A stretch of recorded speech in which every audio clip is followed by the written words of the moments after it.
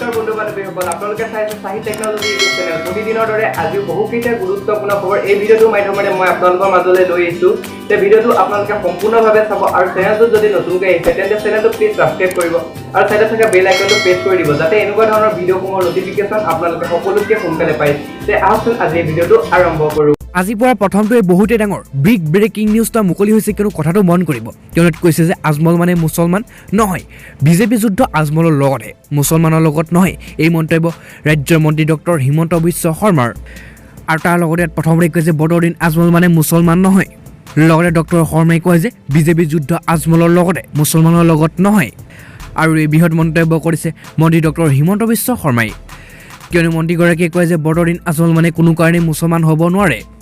আৰু সেয়েহে বিজেপিৰ যুদ্ধ বদৰুদ্দিন আজমলৰ লগত মুছলমানৰ লগত হয় নহয় বিজেপিৰ যুদ্ধ তাৰ লগতে মন্ত্ৰীগৰাকীয়ে কয় যে মুছলমান লোকে বিজেপিৰ সময় সুবিধা আনহাতে বহুতে ডাঙৰ গুৰুত্বপূৰ্ণ বিগ ব্ৰেকিং নিউজটা মুকলি হৈ আহিছে কিয়নো কৈছে হস্পিটেলৰ বিচনাৰ পৰাই অসমবাসীলৈ অখিলৰ পত্ৰ লিখিলে বিধানসভাত অসমবাসীৰ মুখপাত্ৰ হ'ব খোজো মই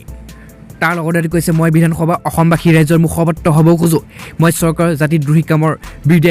সিংহৰ দৰে গজৰি উঠিব বিচাৰোঁ মোক আপোনালোকে সহায় কৰক ৰাজ্য দলৰ কাৰাধ্যক্ষ সভাপতি অখিল গগৈ শুকুৰবাৰে অসমবাসীৰ ৰাইজৰ বিশেষকৈ শিৱসাগৰ বিষয়লৈ নিৰ্বাচনৰ প্ৰাক মুহূৰ্তত এই পত্ৰৰ জৰিয়তে এক বিশেষ আহ্বান জনাইছে 2021 চনৰ বিধানসভা নিৰ্বাচনত ঐতিহাসিক 108 নং শিৱসাগৰ সমষ্টিটোত অখিল গগৈ ভোটদান কৰিবলৈ শিৱসাগৰবাসীক অনুৰোধ জনোৱা লগতে সমগ্ৰ অসমৰ দেশপ্ৰেমিক নাগৰিকসকলক তেওঁক নতুন যাত্ৰাত সহায় কৰিবলৈ হাতে কামে আৰু 2021 বিধানসভাত নিৰ্বাচনত জয় কৰিবলৈ শিৱসাগৰবাসীলৈ অনুৰোধ জনাইছে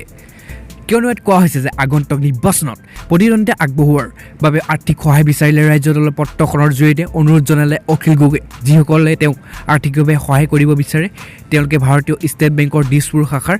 4006170 আৰু 9121 SBI N003030 IFC কোডৰ জৰিয়তে একাউণ্টজন আপোনালোকে ধন প্ৰদান কৰিব পাৰে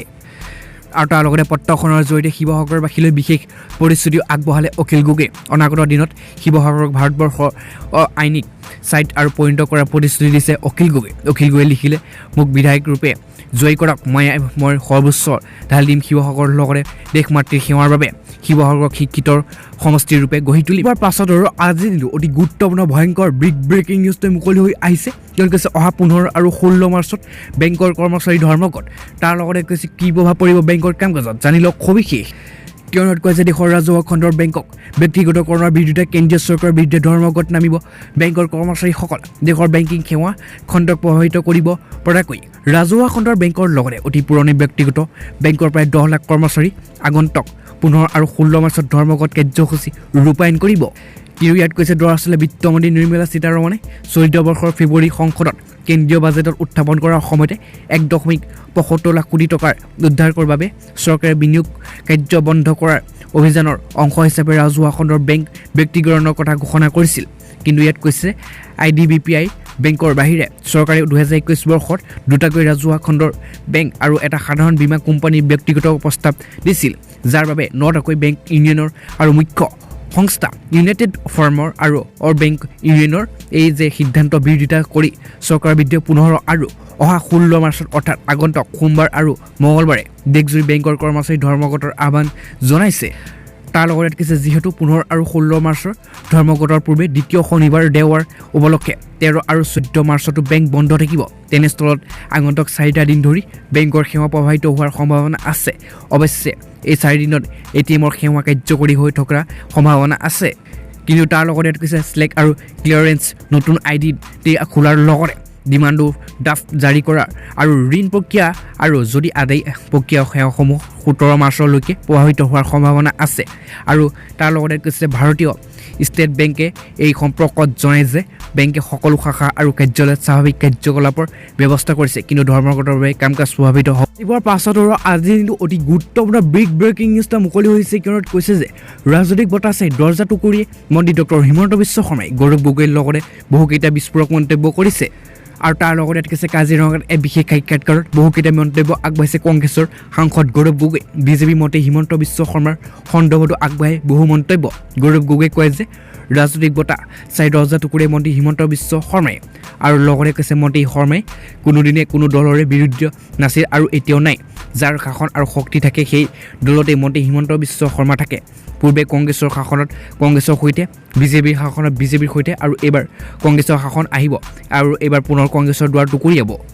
কিন্তু তাৰ লগতে ইয়াত কৈছে লগতে সাংবাদিকৰে কয় যে নিৰ্বাচনত এইবাৰ কংগ্ৰেছৰ জয় হ'বই সেইটো নিশ্চিত যিহেতু কংগ্ৰেছে এইবাৰ 5টা গ্যাৰাণ্টিৰ সৈতে আহিছে তাতে আৰু মহাজোঁটৰ মহাশক্তি মিলিত হৈছে এটাৰ পিছত এটা গ'ল আহিছে কংগ্ৰেছ দলত কিন্তু হিমন্ত বিশ্ব শৰ্মা তথা অন্য নেতাসকলে গৌৰৱ গগৈৰ সন্দৰ্ভত কোৱা কথাৰ প্ৰত্যুত্তৰ হিচাপে কয় যে যিয়ে যি কয় কওক সকলোৰে বাক স্বাধীনতা আছে মই ইয়াত কাকো বাধা দিব নোৱাৰোঁ মই ইয়াত কোনো গুৰুত্ব নিদিওঁ কামেই হৈছে মূল উদ্দেশ্য ৰাইজৰ প্ৰকৃত মৰম দিয়ে কিন্তু তাৰ লগতে অতি গুৰুত্বপূৰ্ণ কথাটোৱে কোৱা হৈছে যে নিৰ্বাচনৰ প্ৰাৰ্থী তালিকা সন্দৰ্ভত সোধা প্ৰশ্নৰ উত্তৰত কয় যে এইবাৰ প্ৰাৰ্থী তালিকা হেনো আটাইতকৈ শক্তিশালী অন্য দলৰ তুলনাত হওক বা কংগ্ৰেছৰ পূৰ্বৰ তালিকাই হওক এইবাৰ প্ৰাৰ্থী তালিকা শক্তিশালী সেয়ে জয় নিশ্চিত আনহাতে কংগ্ৰেছে এইবাৰ অসমৰ প্ৰধান সমস্যাৰ ওপৰত চকু দিছে আৰু ইয়াৰ সমাধানৰ বাবে আশ্বাস কৰিছে অৰ্থনৈতিক সমস্যা হৈছে সকলোতকৈ ডাঙৰ সমস্যা নিবনুৱা চাকৰি বিচাৰি হাইৰাণ হৈছে লগতে কৈছে গাঁৱে মহিলাসকলে মাইক্ৰ' ফাইনেন্সৰ ধাৰ পৰিশোধ কৰি নিজৰ ঘৰটো হেৰুৱাব উপক্ৰম হৈছে কংগ্ৰেছৰ দিনত সেই ঘটনা সংঘটিত হোৱা নাছিল কিন্তু অতি গুৰুত্বপূৰ্ণ ভয়ংকৰ বিগ ব্ৰেকিং নিউজটো মুকলি হৈছে কোনো ৰাজ্যত বৰ্তমান নিৰ্বাচনী গৰম বতাহ তাৰ লগতে ভোট বিচাৰি যাওঁতে ৰাইজৰ ৰোষত পৰি বিজেপি প্ৰাৰ্থী ঘটনাস্থলীৰ পৰা পলায়ন বিজেপি প্ৰাৰ্থী তাৰ লগতে কৈছে নাৰায়ণপুৰ ৰাজ্য জতুলবাৰীত ৰাইজৰ ৰোষত বিজেপি প্ৰাৰ্থী ডক্টৰ অমিয় ভূঞা টাইমেটৰ আমাৰ গাঁও নামৰ আমাৰ চৰকাৰ অনুষ্ঠানত চলি থকাৰ মাজতে সেই স্থানেৰে গৈ আছিল বিপুৰীয়া বিজেপি প্ৰাৰ্থী ডক্টৰ অমিয় ভূঞা গাড়ীৰ পৰা নামি ভূঞা ৰাইজৰ কাষত যাওঁতেই উত্তেজিত হৈ পৰে ৰাইজ বিগত দিনত বিজেপি নেতা পালিন্দে অঞ্চলটোক অবাধ দুৰ্নীতি সংঘটিত কৰাৰ অভিযোগ ৰাইজৰ কি কাৰণত বিজেপিৰ ভোট দিব লাগে বুলি প্ৰশ্ন ৰাইজৰ সমূহ সমৰত বিজেপি কৰ্মী আৰু স্থানীয় ৰাইজৰ উগ্ৰগতি ৰূপ দেখি সেই স্থানৰ পৰা পলায়ন কৰে বিজেপি প্ৰাৰ্থীজনৰ আজি দিনটো আনটাই বহুতে ডাঙৰ বিগ ব্ৰেকিং নিউজ এটা মুকলি হৈ আহিছে কিয়নো যোৱাকালিলৈকে বিজেপি বিৰোধিতা কৰি অহা শিলাদিত্যই বিজেপি নৰে কিন্তু তাৰ লগতে কৈছে লগতে হোজাই নতুন প্ৰাৰ্থীৰ হৈ নিৰ্বাচনী প্ৰচাৰ চলাব নতুন হিমন্ত বিশ্ব শৰ্মাৰ সৈতে বৈঠকৰ পিছতে কেনেকৈ হ'ল পদ পৰিৱৰ্তন তাৰ লগতে ইয়াত কয় যে অৱশেষত গালি সপনি পাৰিও বিজেপিত থকাৰ সিদ্ধান্ত হোজাই বিধায়ক শিলাদিত্যদেৱৰ কেৱল বিজেপিত থকাই নহয় বিজেপিৰ নতুন প্ৰাৰ্থীজনৰ হৈ আৰু লামডিং বিধায়ক শিৱশ্ৰীমক জয় কৰাই আনিবলৈ দায়িত্ব ল'বলৈ সাজু হৈছে শিলাদিত্য এই কথা ঘোষণা কৰিছে স্বয়ং মন্ত্ৰী হিমন্ত বিশ্ব শৰ্মাই আজি শিলাদিত্যক মন্ত্ৰী হিমন্ত বিশ্ব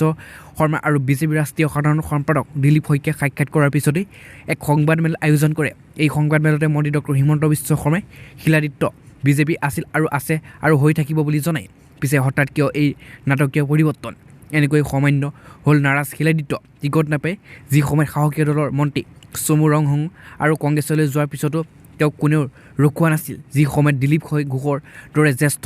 নেতাই টিকট নোপোৱা বিসম্বাদৰ প্ৰকাশ কৰি নিৰ্দলীয় খেলিবলৈ লোৱাৰ পিছতো তেওঁৰ সৈতে এনেধৰণৰ সংবাদমেল পাতিবলগীয়া হোৱা নাই তেনে সময়তে সকলো মনত লাগিছিল যে শিলাদিত্য হয়তো এই তালিকাৰ আন এজন হ'ব পিছে তাৰ মাজত হ'ল পৰিৱৰ্তন তাৰ লগতে কৈছে শিলাদিত্য থাকি যোৱাৰ কাৰণত ইংগিত দিছে দিলীপ শইকীয়া মন্তব্য কি কৈছিল শইকীয়াৰ পাছতো আজি অতি গুৰুত্বপূৰ্ণ খবৰ এটা মুকলি হৈ আহিছে কিয়নো কৈছে অখিল গগৈ নিৰ্বাচনী প্ৰতীক চিহ্ন হ'ব গেছ চিলিণ্ডাৰ অৱশেষত ঘোষণা কৰিলে প্ৰতীক চিহ্ন কিয়নো তাৰ লগতে কৈছে ৰাজ্য দলৰ শিৱসাগৰ সমষ্টিৰ প্ৰাৰ্থী অখিল গগৈ নিৰ্বাচনী প্ৰতীক চিহ্ন প্ৰদান গেছ চিলিণ্ডাৰ হ'ব অখিল গগৈৰ প্ৰতীক চিহ্ন আজি শিৱসাগৰ জিলা নিৰ্বাচনী বিষয়ৰ ৰাজ্য দল আৰু অসম জাতীয় পৰিষদৰ অমহিতীয়া প্ৰাৰ্থী অখিল গগৈৰ নিৰ্বাচনী প্ৰতীক চিহ্ন প্ৰদান কৰা হয় তাৰ লগতে ইয়াত কৈছে নিৰ্বাচনী পূৰ্বে ৰাজ্য দলৰ নিৰ্বাচন আয়োগৰ পৰা পঞ্জীয়ন নোহোৱাৰ বাবে ৰাজ্য দলৰ সকলো প্ৰাৰ্থীয়ে এইবাৰ নিৰ্বাচিত নিৰ্দলীয় প্ৰাৰ্থী হিচাপে পৰিগণিত কৰিব কিন্তু আজি শিৱসাগৰ নিৰ্বাচনী বিষয়ৰ পৰা ৰাজ্য দলৰ হৈ কৃষক মুক্তি সংগ্ৰাম সমিতিৰ সাধাৰণ সম্পাদক ধৈৰ্য কোঁৱৰে অখিল গগৈ নিৰ্বাচনী প্ৰতীক চিহ্ন সংগ্ৰহ কৰে